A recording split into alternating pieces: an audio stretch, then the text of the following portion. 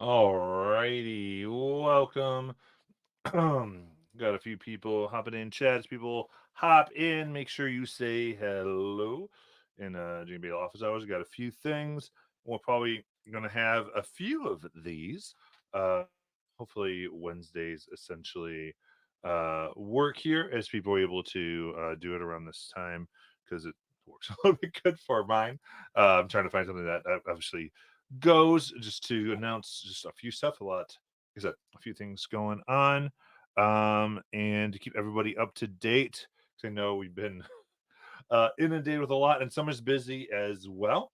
So, but hopefully everybody's doing good. I know I'm excited with everywhere the games are going.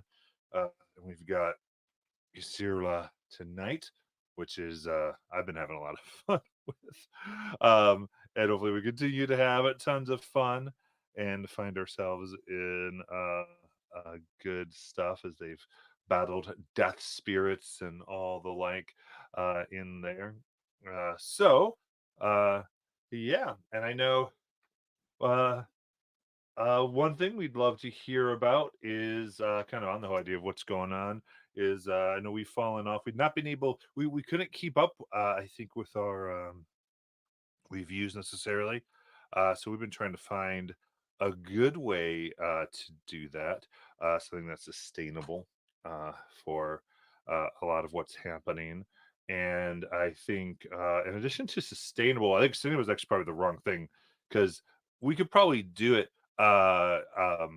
but I'm kind of a more an extrovert. So this is just on first thing up is just what it looks like game reviews. Because Paul and I used to go on and do that. Uh, I think is mostly people in chat. I think during game reviews, that's something that really helped us out. And as we don't see people join us for said game reviews, we get a little bit like, oh, okay. And I know a lot of people watched it VOD as well, but it's just a little different doing it and laughing and all those types of things. So that's one thing that we're going to be asking about, and who can it's a good thing to kind of put on the community. If that's something, basically reach out if that's something that you would like to see and what times maybe work for you. And if we get enough people who kind of go, yeah, I think that would be something fun. We'd also like to do some more things with it. I think it's part of it too. We had talked about because we felt like we just went through there a lot of times, went through the notes. We just would like to have some more fun stuff with it and that type of stuff. And to do that, we just want people to watch though, if we're going to, if that makes sense. So that's sort of where we are on all of that as far as that. Because I know a lot of people have liked that, but we're just one of the many things. And also, just from a lot of people could watch here, I'm trying to keep this to around 30 minutes, and that's why I said I'll probably do a few. I think might do a few, just kind of so it's not all one big thing, and get the most or the biggest deals. First, see people joining, really awesome here. So I do want to say we do want to talk about the current one shots that are here, and I also want to say, oh, sorry, before I get to all that, if you are able to put stuff into chat, if you have any questions, go ahead and do that. I do like to get to questions, and I can sort of stop in between here or there, or between some of my topics here to answer them. I always like to do that during the office hours, just to if there's just stuff that's out that we can clear up, or just you'd like to know one way or the other. Okay, so we've got the summer one shots. They're all summer one shots are all up. If you didn't know, one of the best ways to find to get to my profile page to see all the games is gmbalo.com. That's the best way to do it. Usually it takes you right to the profile. Then you can scan right in my GM profile what games exist, what's next, all that type of things. I have them from here coming this Saturday. We still need kind of that critical mass for the Saturdays, though a lot of the other ones are further along in their mass. They have one person signed up for Brindlewood Bay, which is the Golden Girls solving mysteries and stuff. And I also know a lot of you are in not a lot of you, I guess, but there's a segment. I said 5 or 6 a segment here that is in a lot that they can afford because you signed up like immediately when I put them on. So I totally understand that, obviously. But yeah, they're up. Brindlewood Bay is a very fun one. That's like a no prep, go with the flow type of um, deal. Oh, I'm sorry that. Twitch hates your phone, Courtney. Um, but yeah, that's what's fun. They're basically with a thing in the occult. So basically, Brindlewood Bay is this little retirement town by the seaside, and there's this group of old women or elderly women, retired women, in a book club who solve mysteries. However, as they've been solving the mysteries, uh, lurking things, kind of Call of Cthulhu, like Lovecraftian plots, generally um, drift into the narrative. So it's very, very, very fun. Plus and that's sort of how the game is. And as Jackie put into chat just now, the mystery system itself is very, very fun. So the one thing I think that even when I say solving mysteries, the characters are solving mysteries. You're not in Brindlewood Bay, which I think is actually really fun because it kind of gets back to watching an episodic mystery, like on TV or whatever, if anyone watches things when they're broadcast anymore. But because you would watch and then it would just sort of you kind of got brought into the detective like Columbo style and that type of stuff. I really actually think a lot of it's Columbo style, more than even Murder She Wrote. But as far as like the way that they do the mystery solving at the end, because it's basically like just things that you would never think of. Because so what happens is you get the clues at the end of it, and the whole game really is about you gathering these clues and some clues you might find, some clues you might not find, but then the characters themselves get together and they decide, they go, okay, with all these clues and all of our mystery expertise and everything we as elderly retired women know, what can we put together uh, to what do we think happened or what do we know happened? And then essentially we roll some dice, we play the game at the end there, and it determines how well they solved the issue.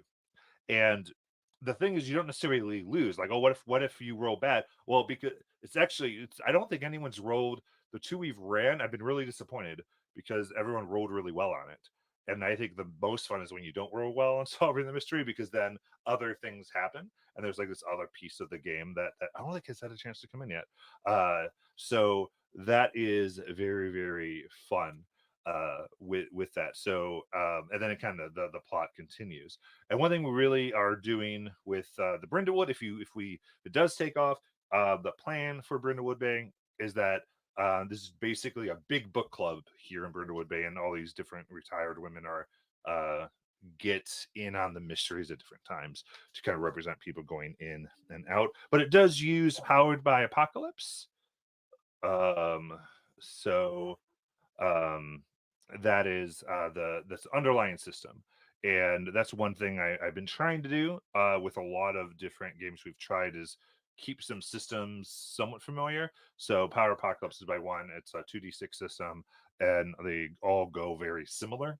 As far as how the dice are rolled, how things are decided, but the systems and how they play out and of themselves are entirely different. Okay, old TR33 says, excited to see more games make it to the channel. I'd love to see continue this and see games like Call of Cthulhu or World of Darkness make appearances as well. Yeah. Um, I'd love that. I love the different games. And I think I would. I think I would do a World of Darkness. And this is how I feel about a lot of the other systems. I would do World of Darkness with our community. I feel like it'd be so nervous because like I played World of Darkness games like exclusively for 15 years. That's all I ran is World of Darkness. But like whenever I played with the people who played World of Darkness, I felt like they didn't think I played the game. And so I have a little bit of a hang up on it.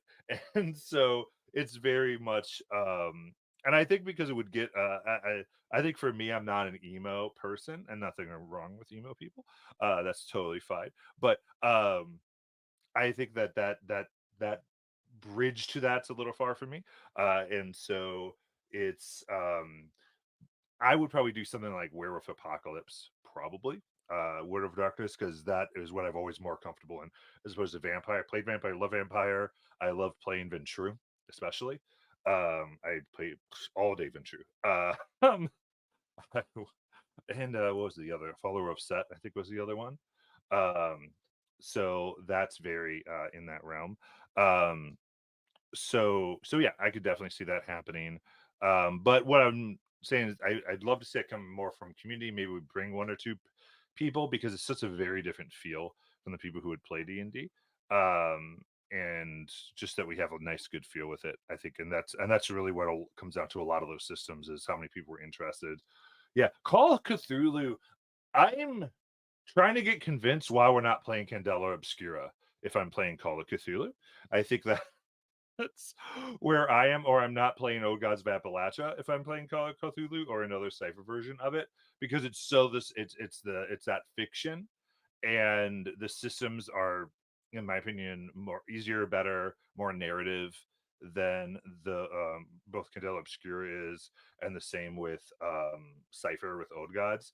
I find both those systems work better to tell the types of stories we want to tell for Lovecraftian stuff, like Call of Cthulhu, and so that's why I just get a little pause on that because I'm really big on that. I'm really big on what's the best system to tell the type of story we want to tell versus like I just want to play through these types of rules. So that's I'd love to hear on that, and people would be interested more in that because I would love more stuff. I like Cypher's really nice because it's big and you can play whatever you want to play. Uh, and that's with like Old Gods basically. Um, and Candela is a little more limited, but it Cypher puts you right into, especially with a one shot, puts you right into this type of stuff. And it's very easily adaptable to where we could really play Candela Obscura system into a Lovecraft, into the Call of Cthulhu mythos. If that's what we decide to do, we could really go, okay, we're going to do that setting, that type of deal. We're going to make it all our past type of alternative future, alternative past rather, history. That's my word looking for. Alternative history as opposed to playing in New Fair, this other world um, type of deal. And we could kind of like very much still do that, or we could play a New Fair. It just depends on how much setting we feel like reading. I think for one shot, it's probably better to maybe take it more into some type of history we kind of know, because I think it would be a little more comfortable campaign. I would love to run a New Fair because I think the setting is very imaginative, mostly because the whole idea is that there's this old alchemist dark god civilization underneath the major city you play in, and that's what's coming up beneath. And it was these people who ran everything that way, and so you're kind of like discovering how the past affects the future and how you're dealing with those two things, which I always like, that how much the past has made your life the way it is and how much your current choices shape your life, um disregarding what the past has given you and how you're going to use that to shape. I find that a very compelling story, which I really one reason why I like the Candela Obscura world. If you kind of get into it, hey Carrie. Um, so that's my 2 cents on all of that. That being said, there is Candela Obscura. No, it's not listed. I was going to list Candela Obscura one shots. We probably will list that. I think I just wanted to go to bed when I was listening to one shots. Um, and I wanted to see how some do because, like I said, Brindlewood Bay. If we get some signups, ones come in this Saturday. If not, we'll start taking that, and I might start changing a few to see if we can get it because I want to make games that we want to do. Yeah, I like Markavian vampires. They're a treat. Um, so yeah. So if there is, I mean, if people would love like to try World of Darkness, werewolf, that is like that's my game. Um, though I did sort of because I did Werewolf Wild West mostly, which is essentially Apocalypse, just well, Wild West, a little different. Um, so but it really uses all the apocalypse rules, so not too big of a difference. Just really the mythos and what's going on between the worm and the weave and all that. It's a little different in the West than it was uh, in the apocalypse. But that's only for those of you who understand such things in that very large mythos it had. So Yes. Um, and then there's also a good favorite in that, Mage the Ascension, which is very I really like too because of the magic system. I actually enjoy a lot uh, as well. But anyway, that's all that. So that's the one shot coming up. In addition, we've got Girl by Moonlight, in which you do not have to play a girl. Is the big thing. Magical girls that can be any gender or no gender, depending on what you'd like to do. So I think we've got two of those. One's full already, but would love to get another one going there. I mean, it's up, so if people want to join it, that's totally fun. And you can play around. That uses the same-ish system as Candela Obscura. They're technically not the same, uh, but they play exactly the same. So, but they have two different names. But yeah, so it's pretty familiar. Same with something. It's off the Blade system, Blades in the Dark, uh, and there's a few that use that. So kind of again very simple. Uh, Paula and I played it Kindle Obscure. So we played that system. Paula played it without ever knowing what the heck to do, and she learned it in 5 seconds. So um, if she can learn 5 seconds, anyone can learn it in 15 minutes. So is what I like to say. So that's a real fun one to pick up. And then we've got two Cypher ones I don't believe are filled yet, so they do have a good mass to them. So if you want to get a game, you know it's going to run. That's good too. We've got basically a Land Before Time one shot using Cypher system where we all love dinosaurs trying to get to a place where you're going to live one more year more than everybody else. And then there's another one that is fairy tale based, essentially, where you're going to be a bunch of animals captured by trolls, fairy tale animals. So you talk and you do fairy tale things, Puss in Boots like stuff, and then try to escape from your troll people. And that's off of the concept, the I guess setting, and focus of the book. We're All Mad Here by Shauna Germain of Monty Cook and all that type of stuff. Um, she was one of the head writers for Old Gods of Appalachia, so that's kind of her, I guess, lineage, you could say. Um, but the world I'm mad here, that fairy tale thing is like fairy tales. I think at their best when it's really sort of looking inward. They have a little bit of uh, focus on mental illness, a little bit there as well. So it's kind of very Alice in Wonderland in that sense of really like looking in neurodivergent and that type of stuff. So it's kind of a fun way that it would do. Um, but yeah, tree stars, maybe there'd be tree stars in the dinosaur one shot. But yeah, so and then the other major one, D&D related for my hardcore 5e, I will play D&D till I die.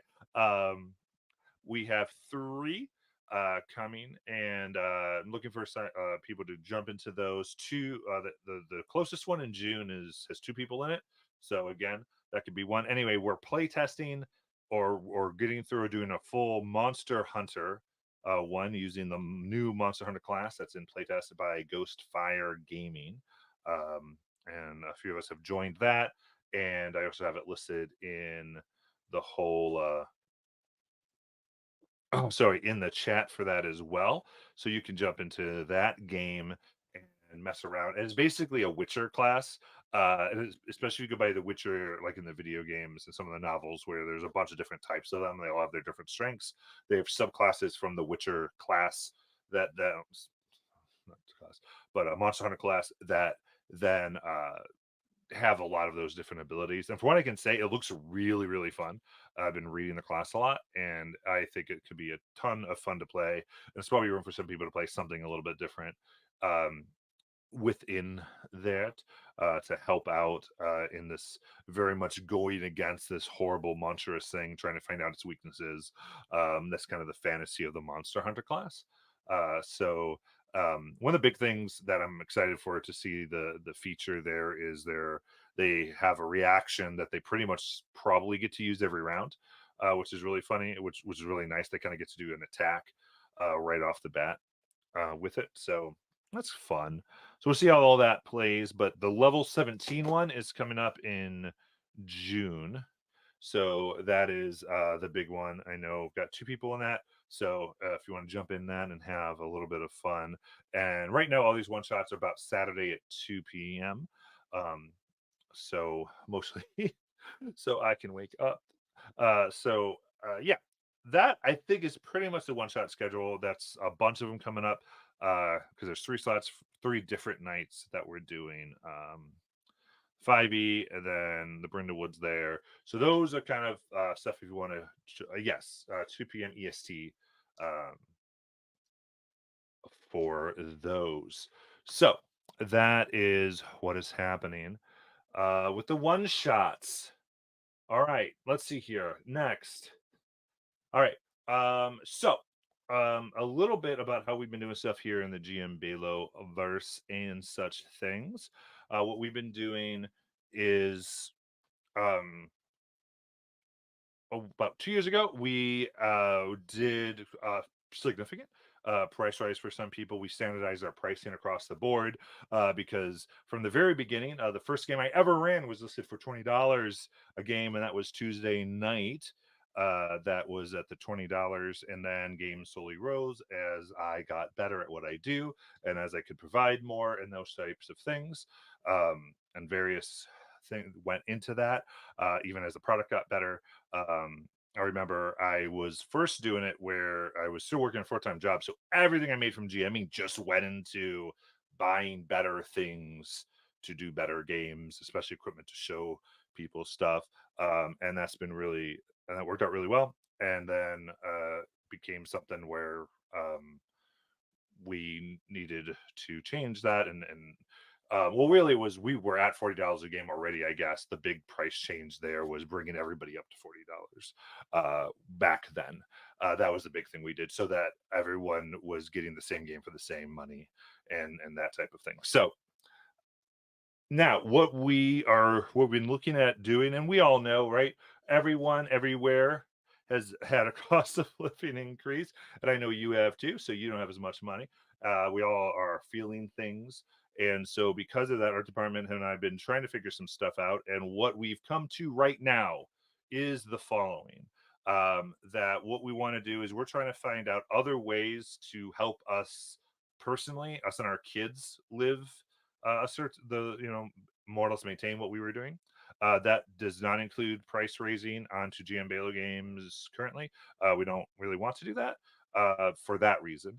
Um, right, we want to find other avenues, which I'll hopefully I might get to time permitting here.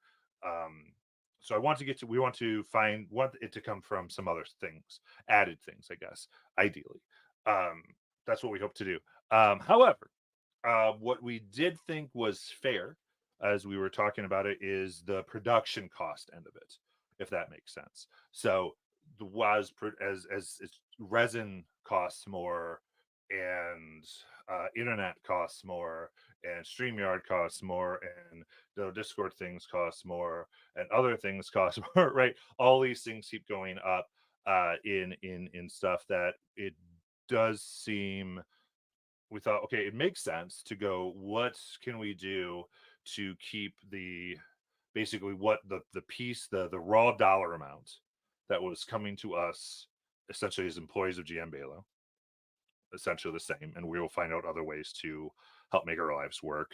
But we need to not let the production like go into a tailspin and suck and start making cuts that no one will like. So that was what we were trying to come up with. And so this is what we have for now, as of essentially now. What we're going to do is the people who had opted in originally to the pricing thing, there was a discount that was given. It was basically three more games, you get $30 off. Not $30 off, sorry. It's $30 a game if you're doing three or more games. If you're doing two games, it's 35. If you're doing one game, it was 40. That's how we kind of went back way in the past.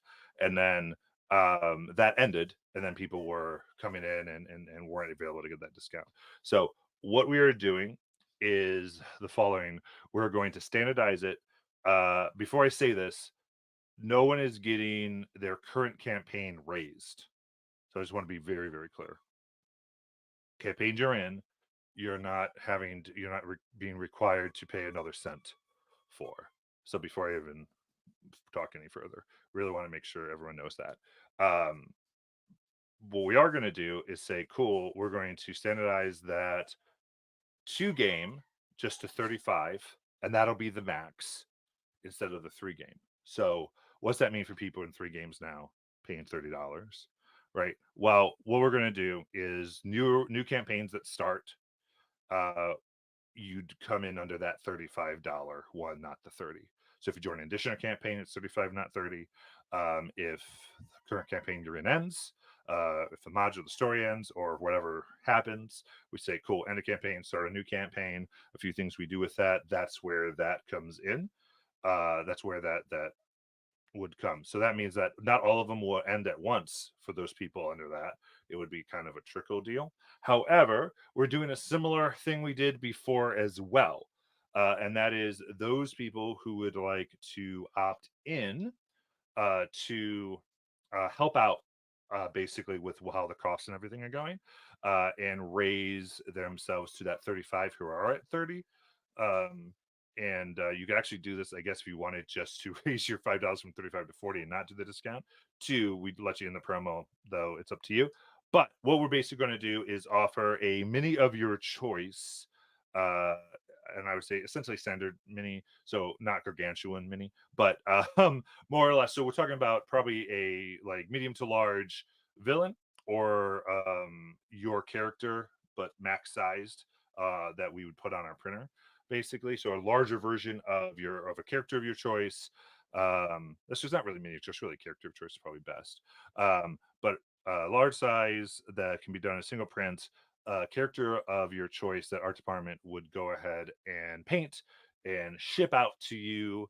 And that would be if essentially the next month you can go ahead and say, hey, what we're going to do is I'm going to let my games, if I'm a $30 game person, I'm going to, because I play so many, that I'm going to allow that to go up to that 35 mark.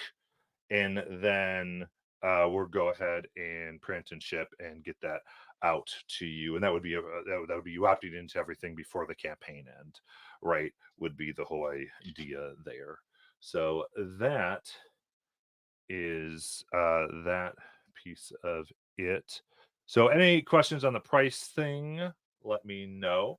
But that's what we're looking at right now. And again, the idea here is trying to grab some production costs for the increasing things. Just trying to see where we can find that a little bit. So we work out for everybody and continue to do a lot of the fun things we do and find some new fun things to do. One thing we tried out with our Blue Rose campaign is we had a lot of the NPCs write personal letters to the characters, and we mailed them. And we wanted to be able to do more and more stuff like that. It's just there are just associated things with that at the production, and so we just want to make that the same. House Effect, my 2 hour games. So the 2 hour games, there's never a discount on the 2 hour games.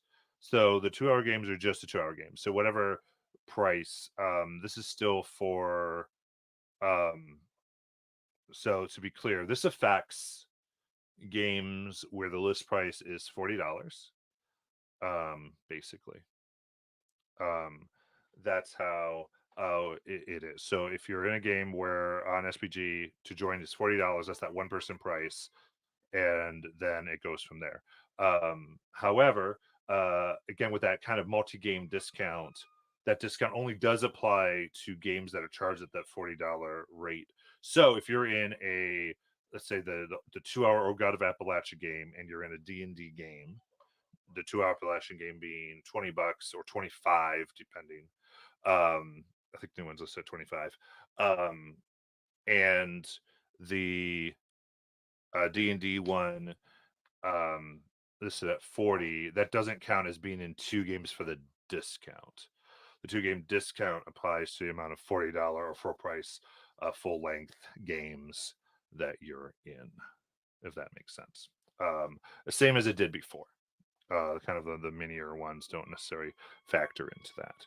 So Hope that answers your question. Jackie Residenz there. Shito, will there be a channel to volunteer as it was before? Yes, it's a good idea. I will make sure to get that up to go into the opted in, though.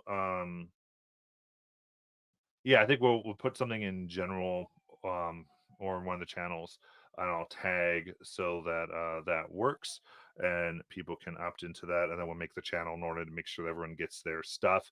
And obviously, since our department's doing it, and I'm not going through a third party person, it's going to go a lot smoother than the last one. We went through a dice maker last time, and that was a ride, to say the least.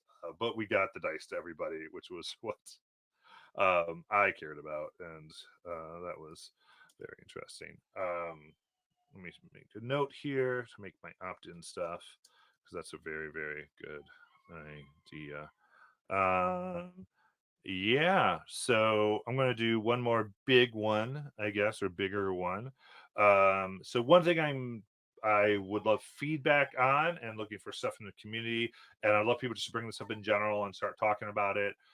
Like to see those types of discussions because it gives me an idea.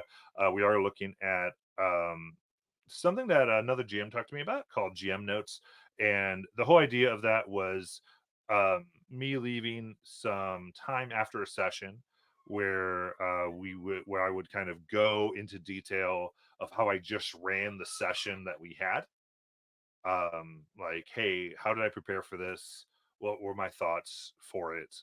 Um, give you the how I made the salami, basically, or the hot dog version of the session from my end, things that I changed because of what a character said or did, or that type of stuff. Um, and that would be separate from the game, so it'd be a different product. It'd be a different charge as well, and I'd probably try to do that per game, sit down with people, or just blab for half an hour about it in a organized way, and start to make those as like a pay VOD series or live if people wanted to watch it live, and then they could ask questions if they wanted to. But that is this GM Notes product is the one thing that is an idea. And while there's a chance that maybe GMs out there in the universe might be sort of interested in it, the other thing would definitely would be if that. What I do want to know is if you in the community, if that is something that's like, yeah, I'd like access to like how Matt does the GMing stuff. I'd like that type of deal. So I'm very interested if that is something that there's the interesting because I know a lot of you do run your own games. Maybe you'd be interested in how how were those decisions made? Why didn't we do this decision versus that decision? How do we go into that? Yeah, a little bit like a GM coaching, somewhat, but very much just off of what I just did, at least that type of thing. And I'm looking at other things to more formally do stuff with like pro GMs, but this is more of just like any GM. This is just man, your players do this. If you're in this world, if you're in these types of things, how or what would you like to do? Basically. So, um, all right. So that is the big thing there. Just saw another person hop on here for the Monster Hunters. So I think got 3 people in Monster Hunters. Very excited for that. So very fun. Thank you. Um, so yeah, I think that's the big stuff. The pricing. If we can opt in. Um, Matt, does GMBL have an Amazon wish list for production supplies from that one, Bobby? So I think I did one and I put it out and nothing came of it. And I really don't like to have things that aren't used if I can help it because it feels like a loss. And so um, that is an idea, I think. Um, And I guess I'd love to hear what people might think about that if that is something more, because it's just sort of, um, and I guess what the purpose is. That's something so that like, what is he thinking of um, doing, or if that's, or I do want to help. Um, and I think the other thing I found with it was So I'm a this I think I talked about this in one session recently, just in an after session or something. But so my background is video production and film originally. That's what I went to school for and did a lot with. And so, like, there are things that I know do the job correctly, and that whatever wants to see that some people might disagree with on the quality of. I think I was talking with Afui and stuff when we were talking about I knew what certain things were and how to reroute it. Some people go, "Why don't you just have this mic?" And like, there's reasons, and reliability to make sure it does it all the time, and all that type of stuff. So I think that is so. Yeah, if that, I mean, I would say if I hear more about that, people are really interested in that. I am definitely open. It's just sort of again, if it makes sense for people for that type of stuff. Um, I do. I could do I don't know if this would be interested in this, but things that we always get, like especially resin. If people wanted to gift resin to the art department, they'd be very happy. Um, and potentially like things like monument paint gift cards. Those types of things are probably the one of the bigger would be one of the most helpful things, I would say. Stuff like that. So like, and I would have to list the type of resin because we do a specific one um, for a bunch of reasons. Mostly because it's the cheapest one that doesn't break when you sneeze, basically. I would say is the resin we use. So not the cheapest, but again, so some of you know, Octomarmot can't always walk straight, quite literally. So we do need a little bit of stuff. So yeah, I would say yeah. So I think we did before I did like bigger items. So that one, Bobby, I can see us maybe doing that, and people doing that type of thing would be definitely helpful. Because when we do that, definitely is a big cost deal. Um, that's probably the most accessible one too. Actually, I can ask Octopus about that stuff. Cool. So um, some things in the future that we're looking at. I'm not going to go into a whole bunch of stuff here, but obviously, oh, and the one thing I did mention is that there's an Old Gods game recruiting now, a mini campaign Old Gods. So if you want to get your wet feet wet in the world of terror, darkness, and horror of Appalachia, would love to have you. We have a lot of fun with that game. So we do a new mini one, and I'm trying to figure out an Old Gods one shot 4th of July themed as well. I just have to figure out my Fuzz Dry plans, and then I'll probably list that as well. Um, so other than that, I want to do a Vecna campaign. I just have to figure out the right time and how to do it, and to work that out with everybody. And then I would love to hear in the chat, either here or on the Discord, more about what everyone thinks about Daggerheart, which, if you don't know, is essentially the D&D game that Critical Role has made, and just what different thoughts are about that, about what we might want to do with that, and that type of stuff. And I want to share a weird idea. Let it float. Let it think, because our department and I have been obsessed over this, but we were trying to think of a fun way to make it work. Is we want to get a gumball machine and put dice in it and use that some way. And I was trying to think of um some way to do it on camera, like 'cause the ideas I had were things like, what if people could do something like if they're watching and they've used their stream points or whatever, uh but that they could actually buy the people a dice roll and do it for whatever it's called, cheers, for the cheers. So actually, like 100 cheers or 1,000 cheers or whatever, and then our department will turn the gumball machine thing, and the dice will go out. So an initial one, like there's the fancy ones that where like the dice comes all the way down and stuff. Those are like $400. But like a decent ones like 60, $70 that we could sort of get. fill it with D20s, and then and the other idea we thought was trying to do was make it either like depending on what we do with the cheers, we could make it enough so that we could send you the D20. We didn't know if that would be kind of fun.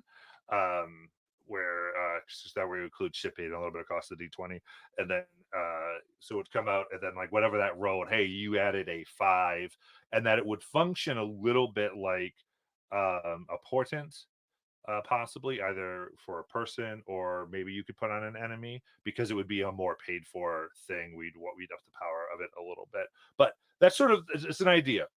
So don't, I'm not doing it. Don't say, oh no, he's doing this to the games, rawr, or anything like that. I'm putting it out to the community, because it's an idea that we had that I thought would visually be fun, kind of like our own Box of Doom a little bit. It just seemed like I just like the visual of it, and just want to have some fun trying to do some cool stuff. The 100 game um, gift is, are we still doing? Yes, yes. um so kind of like the guidance, the audience guessing guidance to help or hurt a character, yeah, basically. Very much so. um Depending on how the die goes, or it could add it, it could also be a saved dice to do it as well. It could be out there and they can use it for any reason potentially. um, so as far as the 100 game gift, yeah, that's still going on. Sounds like maybe someone's hit 100 and then maybe they haven't gotten a gift. So I will make sure I check that. We check that every once in a while. Uh, there's like, I don't have an alert system. There's no way I can have one. There's just no way where something alerts me when someone's at 100 games. So it's, I have to go through. And as a reminder, that works if you have a review. So, and I think someone just, and a lot of you did reviews recently, or a few of you did. So if you have a review, that's how I, it's the only way I can actually check that. I cannot get access to how many games you've played with me other than if you've, where it's in a review. So that's not me trying to like be tricky.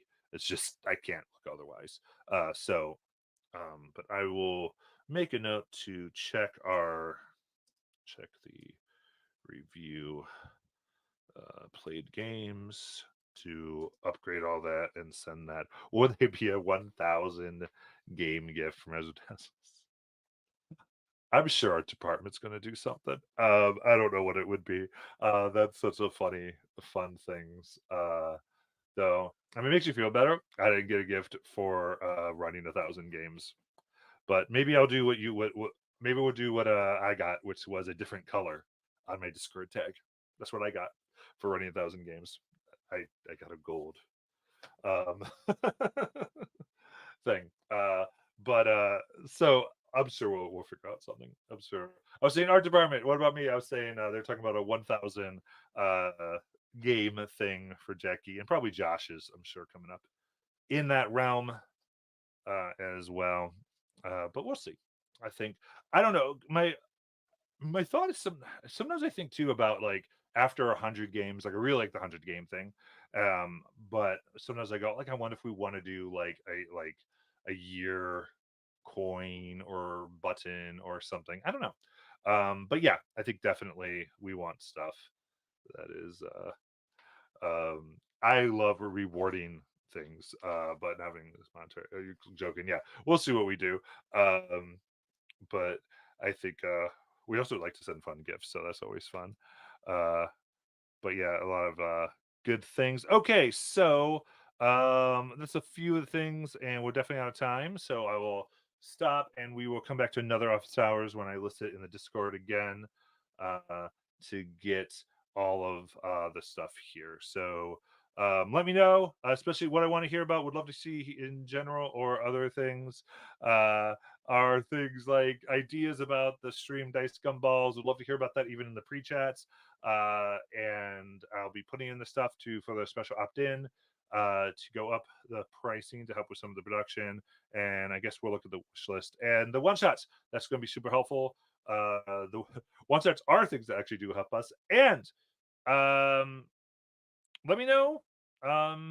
if there's other systems you'd like to see, do, and all that. If you agree, I saw one person say they love the WOD old tree there. Let me know if you like that too. So all that. Thanks, and I will see y'all in a little bit in the games and in your nights. Thank you guys for being an amazing community, and see you in your game.